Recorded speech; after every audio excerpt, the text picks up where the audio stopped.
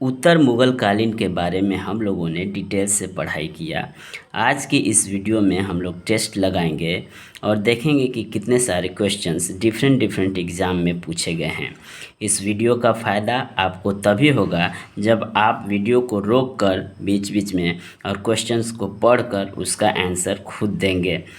आइए हम शुरू करते हैं। सबसे पहला क्वेश्चन है, बहादुर शाह प्रथम ने नहीं किया, मतलब बहादुर शाह प्रथम ने कौन कौन सा कार्य नहीं किया। तो पहला है जजिया का अंत, साहू की रिहाई, राज दरबार में फिर से होली खेलने की शुरुआत, और ऑप्शन डी सती प्रथा का समर्थन। तो हम लोगों ने पढ़ा था कि बहादुर शाह प्रथम ने जजिया का अंत किया, साहू की रिहाई की और राज दरबार में फिर से होली खेलने की शुरुआत की थी। लेकिन उसने सती प्रथा का समर्थन नहीं बल्कि सती प्रथा को बैन कर दिया था, मतलब सती प्रथा पर प्रतिबंध लगा दिया था। तो इसमें से कौन सा कार्य नहीं किया, इस सवाल को समझिए। नहीं किया तो आपका आंसर डी हो जाएगा, सती प्रथा का समर्थन उसने नहीं किया था। दूसरा क्वेश्चन है, पहला कठपुतली मुगल सम्राट कौन था। पहला कठपुतली मुगल सम्राट कौन था।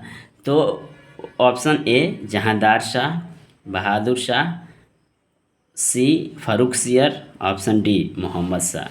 तीनों चारों में से कौन सा ऑप्शन होगा। तो हम लोगों ने पढ़ा था कि जहांदार शाह जो था वो एक कठपुतली मुगल सम्राट था। तो ऑप्शन ए इसका करेक्ट आंसर हो जाएगा। तीसरा क्वेश्चन, जहांदार शाह को किस उपनाम से जाना जाता है। जहांदार शाह को किस उपनाम से जाना जाता है। ऑप्शन ए लंपट मूर्ख, ऑप्शन बी रंगीला, ऑप्शन सी शाह बेखबर, ऑप्शन डी सिकंदर। तो देखिए हम लोगों ने पढ़ा था कि रंगीला किसको बोला गया है, तो मोहम्मद शाह को। और शाह बेखबर कौन था, तो शाह बेखबर हमारे पहले जो उत्तर मुग़ल कालीन के थे कौन थे, तो बहादुर शाह प्रथम को। लेकिन हम लोगों ने लंपट मूर्ख किसका उपाधि को, लंपट मूर्ख किसको बोला गया था, तो जहांदार शाह को लंपट मूर्ख बोला गया था। तो ऑप्शन ए इसका करेक्ट आंसर हो जाएगा। चौथा क्वेश्चन है, जिस मराठे ने 1719 ईस्वी में फारुखसियर का तख्ता पलटने में सैयद बंधुओं का मदद किया वह कौन था। मतलब जिस मराठे ने 1719 ईस्वी में फारुखसियर का तख्ता पलटने में सैयद बंधुओं का मदद की वह था कौन था। मतलब वह AIS प्री एग्ज़ाम 2021 में पूछा गया है। तो देखिए ऑप्शन ए शिवाजी द्वितीय, option B Shahu ji, option C Balaji Vishwanath और ऑप्शन डी बाजीराव। तो इसका ऑप्शन सी सही होगा क्योंकि बालाजी विश्वनाथ ने सैयद बंधुओं के साथ मिलकर फारुखसियर को हटाने में मदद किया था। पांचवा क्वेश्चन है, मयूर सिंहासन पर बैठने वाला अंतिम मुगल शासक कौन था। मयूर सिंहासन पर बैठने वाला अंतिम मुगल शासक कौन था। ऑप्शन है शाह आलम प्रथम, बी मोहम्मद शाह, सी बहादुर शाह और डी जहांदार शाह। तो इसका करेक्ट आंसर होगा मोहम्मद शाह। मोहम्मद शाह क्योंकि मोहम्मद शाह के समय में नादिर शाह 1739 में आता है और पीकॉक थ्रोन जो मयूर सिंहासन है उसको लूट कर ले जाता है 1739 में। कौन सा युद्ध में, तो बैटल ऑफ करनाल, करनाल के युद्ध में। आगे बढ़ते हैं। संगीत की टप्पा शैली निम्नलिखित में से किस मुगल सम्राट के दरबार में परिष्कृत एवं विकसित हुई थी। संगीत की टप्पा शैली किस मुगल शासक के या सम्राट के दरबार में विकसित हुआ था। तो ऑप्शन है अकबर, जहांदार, शाहजहां, मोहम्मद शाह और जहांगीर। तो इसका ऑप्शन सी सही होगा। इसका ऑप्शन सी सही होगा क्योंकि मोहम्मद शाह के समय ही संगीत की टप्पा शैली का विकसित हमको देखने के लिए विकास देखने के लिए मिलता है। सातवां है, नादिर शाह ने भारत पर किस वर्ष आक्रमण किया। नादिर शाह ने भारत पर किस वर्ष आक्रमण किया। UPSC 2022 में पूछा गया था। ऑप्शन है 1398, 1756, 1739 और 1761। तो इसका आंसर सी करेक्ट होगा। 1739 में बैटल ऑफ करनाल, करनाल के युद्ध। ईरान के शासक नादिर शाह ने किस वर्ष में दिल्ली शहर को लूटा। किस वर्ष में दिल्ली शहर को लूटा था। 1739, 1771, 1748, 1761। तो option A is the correct answer 1739। Bharat में मयूर सिंहासन पिकअप थ्रोन कौन लेकर गया था? भारत से मयूर सिंहासन मतलब पिकअप थ्रोन कौन लेकर गया था? नादिर शाह, अहमद शाह, मोहम्मद बिन तुगलक और चंगेज़ खान। तो इसका करेक्ट आंसर है ए नादिर शाह। आगे बढ़ते हैं। करनाल का युद्ध किसके किसके बीच लड़ा गया? करनाल का युद्ध किसके किसके बीच लड़ा गया? देखिए ये HPSC हरियाणा PSC में पूछा गया है 2018 में। नादिर शाह और शाह आलम, बी ऑप्शन है नादिर शाह और मोहम्मद शाह, सी ऑप्शन है शाह आलम और मोहम्मद शाह, नादिर शाह और औरंगज़ेब। तो इसका करेक्ट ऑप्शन होगा आपका बी, नादिर शाह और मोहम्मद शाह के बीच में करनाल का युद्ध लड़ा गया था। कब? 1739 में। इस बात को याद रखिएगा। आगे बढ़ते हैं। निम्नलिखित में से किसने सम्राट मोहम्मद शाह से खालसा भूमि पर हाजरा प्रथा के उन्मूलन के लिए वकालत निवेदन की? शाह वली उल्लाह, रतन चंद, ख्वाजा मीर दर्द या सवाई जय सिंह।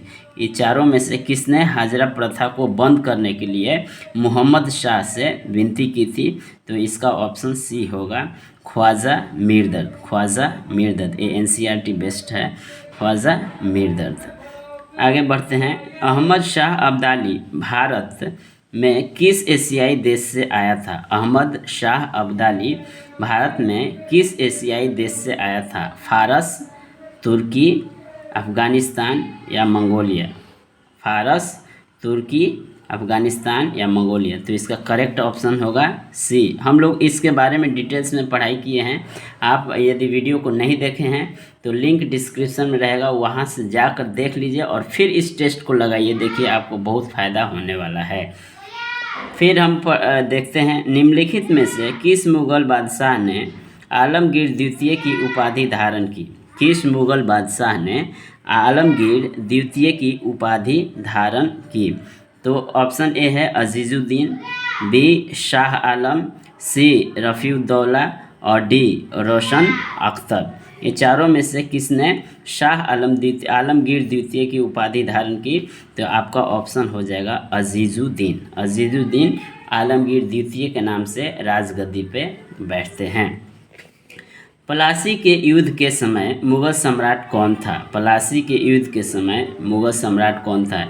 ये देखिए एक क्वेश्चन BPSC में भी बहुत बार पूछा गया है, ठीक है। और यहाँ पे देखिए 2020 में SSC CHSL में पूछा गया था कि प्लासी के युद्ध के समय मुग़ल सम्राट कौन था? आलमगीर द्वितीय, सिराजुद्दौला, मीर कासिम या शाह आलम द्वितीय? ये 4 ऑप्शन है। चारों ऑप्शन में से आपको बताना है कि कौन था प्लासी के युद्ध के समय मुग़ल सम्राट। तो इसका करेक्ट ऑप्शन होगा ए आलमगीर द्वितीय मुग़ल सम्राट था प्लासी के युद्ध के समय। मुग़ल बादशाह शाह आलम ने बंगाल, बिहार और उड़ीसा के दीवानी अधिकार ईस्ट इंडिया कंपनी को सालाना नियमित रुपयों के बदले में दिया था। मतलब क्वेश्चन पूछ रहा है कि ईस्ट इंडिया कंपनी को मुग़ल बादशाह शाह आलम ने बंगाल, बिहार और उड़ीसा के दीवानी राइट्स को दे दिया था, तो कितने रुपये में दिया था सालाना? ऑप्शन ए है 10 lakh, option B 20 lakh, option C 26 lakh और ऑप्शन डी 30 लाख। तो इसका ऑप्शन सी 26 लाख में जब इलाहाबाद की संधि होती है तो 26 लाख पर एनम में दीवानी राइट्स को दे दिया था। Question number 16। राजा राम मोहन राय को अकबर शाह द्वितीय ने कौन सी उपाधि दी थी? राम मोहन राय को अकबर शाह द्वितीय ने कौन सी उपाधि दी थी? राजा की, राय की, सरदार की या रायन की? तो ये तो सभी जानते हैं, राजा की उपाधि दी थी अकबर शाह द्वितीय ने। Question number 17। मुग़ल बादशाह बहादुर शाह जफ़र था अंतिम मुग़ल बादशाह बहादुर शाह जफ़र था, उनके पिता का नाम क्या था? मुग़ल बादशाह बहादुर शाह जफ़र के पिता का नाम क्या था? अकबर शाह प्रथम, अकबर शाह द्वितीय, औरंगज़ेब और मोहम्मद शाह। ये ऑप्शन है अकबर शाह प्रथम, अकबर शाह द्वितीय, औरंगज़ेब और मोहम्मद शाह। तो option B is the correct answer, Akbar Shah द्वितीय। नेक्स्ट देखते हैं, भारत का अंतिम मुगल शासक कौन था? भारत का अंतिम मुगल शासक कौन था? आलमगीर द्वितीय, औरंगज़ेब, अहमद शाह बहादुर और बहादुर शाह द्वितीय। तो हम लोग बहादुर शाह द्वितीय के बारे में जानते हैं कि बहादुर शाह द्वितीय को बहादुर शाह जफ़र भी बोला जाता है और यही अंतिम मुगल शासक था। किस मुगल सम्राट को अंग्रेज़ों ने रंगून भेज दिया था? तो किस मुगल सम्राट को अंग्रेज़ों ने रंगून के जेल में भेज दिया था? Option A Bahadur Shah Zafar, option B Bahadur Shah Alam Ahmad Shah और ऑप्शन सी बहादुर शाह प्रथम बहादुर शाह तृतीय। एक बार और, बहादुर शाह जफ़र, बहादुर शाह या अहमद शाह, बहादुर शाह प्रथम, बहादुर शाह तृतीय। तो बहादुर शाह जफ़र, क्योंकि उसने 1857 की क्रांति में भाग लिया था, तो बहादुर शाह जफ़र को रंगून के जेल में भेज दिया गया था। क्वेश्चन नंबर 20, मुग़ल बादशाह बहादुर शाह जफ़र के बारे में कहा जाता था कि उसके साम्राज्य की सीमा थी। देखिए बीपीएससी प्री में 2018 में पूछा गया है। तो ऑप्शन ए चांदनी चौक से पालम तक, मतलब बहादुर शाह का सीमा कहाँ तक सिमट कर रह गया था? चांदनी चौक से पालम तक, दिल्ली से बिहार तक, पेशावर से बिहार तक, पेशावर से वाराणसी तक, उपरोक्त में से कोई नहीं या उपरोक्त में से एक से अधिक। तो इसका ऑप्शन ए इज़